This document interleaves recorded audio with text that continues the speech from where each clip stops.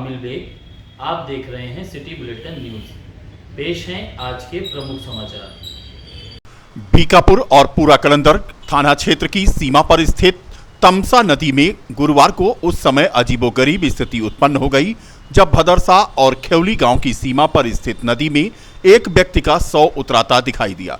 ग्रामवासियों की सूचना पर पहुंची स्थानीय पुलिस ने नदी के दोनों छोरों पर मोर्चा संभाल लिया। इस दौरान तमसा नदी के उत्तर पूरब पूरा कलंदर तथा दक्षिण की ओर बीकापुर पुलिस शव को एक दूसरे का क्षेत्र होने का दावा करती रही।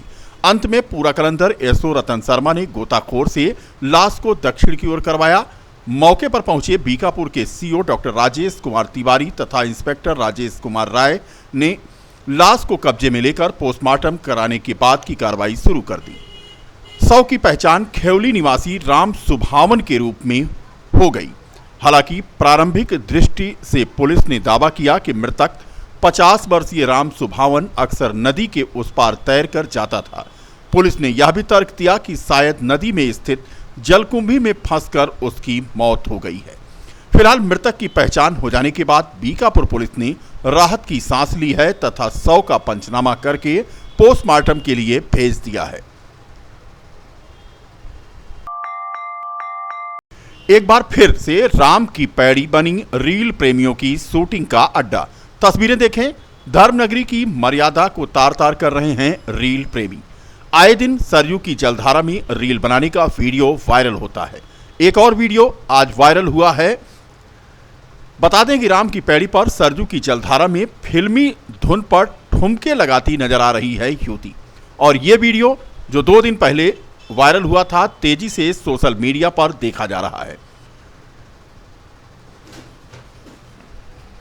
फिल्मी गाने की धुन पर युवती ठुमके लगा रही है राम की पैड़ी के सरयू की जलधारा में।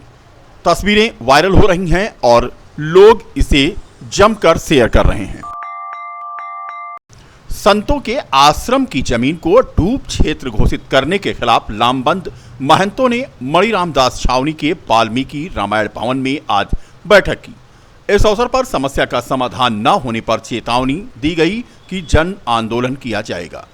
मणिराम छावनी के उत्तराधिकारी महंत कमल नयन दास ने कहा कि इस संबंध में सीएम योगी आदित्यनाथ के सामने उन्होंने यह प्रकरण रखा था और उन्होंने कहा था कि यह मामला देखा जाएगा। इसके बाद भी बात नहीं बनी तो हम लोग आंदोलन करेंगे।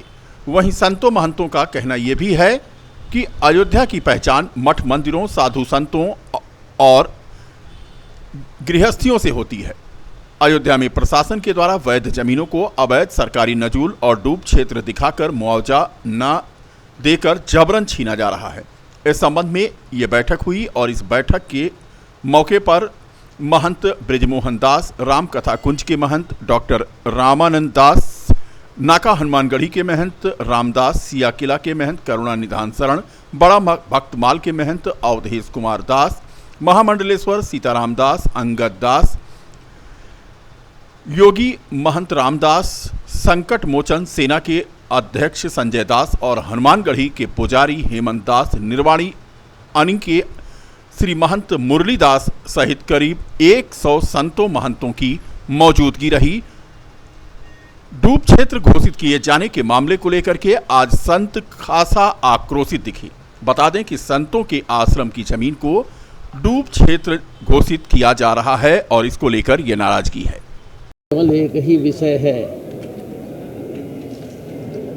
हमारे जो संत महंत आश्रमधारी गृहस्थ सदगृहस्थ, किसी के आश्रमों को, किसी के घरों को दरियाबुद्ध कह दिया जाए और किसी के लिए कह दिया जाए नजूल की ज़मीन है, उन्हें उजाड़ा जा रहा है। ऐसा नहीं होना चाहिए। पूरे अयोध्या के सारे महापुरुष सब एकत्र हैं और सब संकल्पबद्ध हैं और इसके लिए नहीं होगा तो हम सभी लोग जन आंदोलन करेंगे। ऐसा नहीं होगा। अभी आपने कहा जितनी भी जमीनें नदियों में हैं वो सब जगह किसी न किसी की जमींदारी है, किसी न किसी की ज़मीन है। नदी कभी यही इधर बहती है, कभी उधर बहती है, कभी कुछ दूर उधर चली गई, तो क्या उनकी ज़मीन चली गई, ख़त्म हो गई? जब नदी छोड़ती है तो उन्हीं का कब्जा होता है। उसी प्रकार से ये अयोध्या भी है। अयोध्या भी किसी न किसी की जमींदारी है, किसी न किसी की भूमि थी।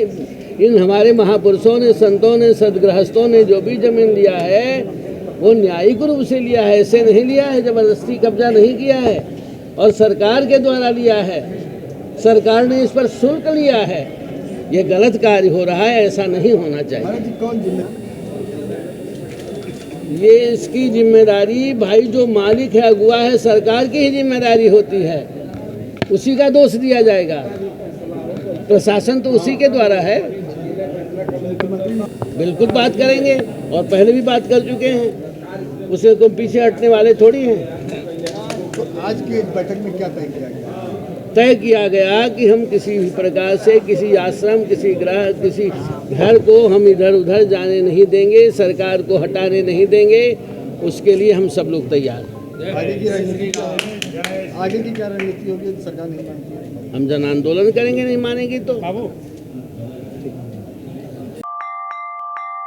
व्यापार अधिकार मंच के संयोजक सुशील जायसवाल के नेतृत्व में आज पदाधिकारियों ने व्यापारियों की समस्या को लेकर जिलाधिकारी से मुलाकात की।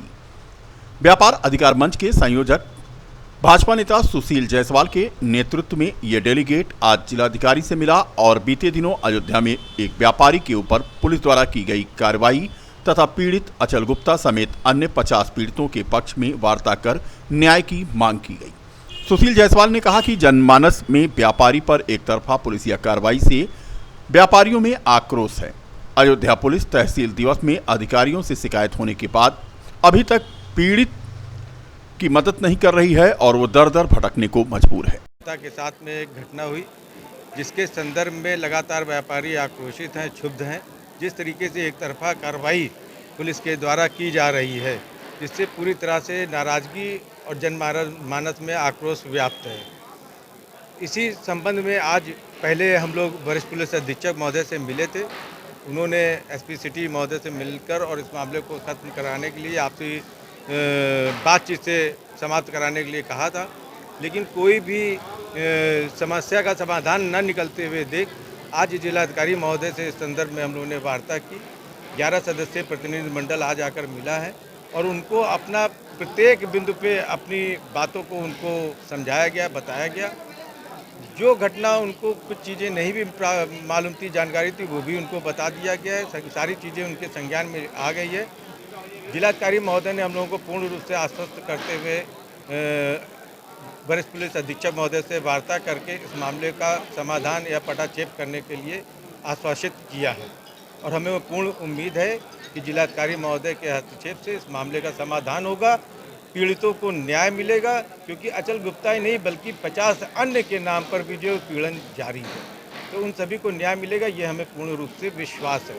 अगर इस तरह की चीज़ें, क्योंकि लगातार हम लोग के ऊपर प्रेशर है कि जिस तरीके से अगर भारतीय जनता पार्टी की सरकार में इस तरीके से भारतीय जनता पार्टी के कार्यकर्ताओं के ऊपर व्यापारी वर्ग जो लगातार वोट देने का काम करता है, सरकार बनाने का काम करता है और लगातार लड़ने भिड़ने का काम करता रहा है, उसी के साथ में जब ये अन्याय होगा, कोई बोलने वाला नहीं मिलेगा। पूरे जनपद में एक भी व्यक्ति बोलने के लिए प्रतिनिधित्व लोग नहीं तैयार हैं, तो ये बड़ा क्षोभ और शर्म का विषय है। अगर इसके लिए जन आंदोलन छेड़ना पड़ा तो वो भी करने के लिए हम लोग बात। शासन की मंशा है कि ग्राम पंचायत में ही मुख्यालय के समीप राशन वितरण दुकान का निर्माण हो। इसी कड़ी में बीकापुर विकासखंड के 7 ग्राम पंचायत में राशन की दुकान निर्माण के लिए भूमि पूजन का कार्यक्रम संपन्न हुआ। ग्राम पंचायत जरा में संपन्न हुए भूमि पूजन कार्यक्रम में सहायक विकास अधिकारी पंचायत अजय तिवारी, सेक्रेटरी भीम सिंह रौनक तथा ग्राम प्रधान राज नारायण उर्फ सोनू ने विधिवत पूजा अर्चना करते हुए मनरेगा के तहत निर्माण कार्य जल्द ही शुरू होने की जानकारी दी। सोहावल तहसील क्षेत्र के अरुआवा गांव में हर घर जल योजना के तहत आज पानी की टंकी की निर्माण के लिए भूमि की पैमाइश करने गई राजस्व टीम पर दबंग ने हमला कर दिया तथा नायब तहसीलदार मसोधा शेखर शुक्ला का हाथ काट डालने की धमकी देते हुए दौड़ा लिया। मौके पर पहुंची पूरा कलंदर पुलिस ने दबंग को हिरासत में ले लिया है। जनपद में दुर्गा पूजा की तैयारियां अंतिम चरण में हैं। अयोध्या शहर में बनाए जा रहे हैं भव्य दुर्गा पूजा पंडाल। फतेहगंज के राम जानकी मंदिर में मां वैष्णो के जहां दर्शन होंगे, वहीं शिवखोड़ी का भी दर्शन होना है।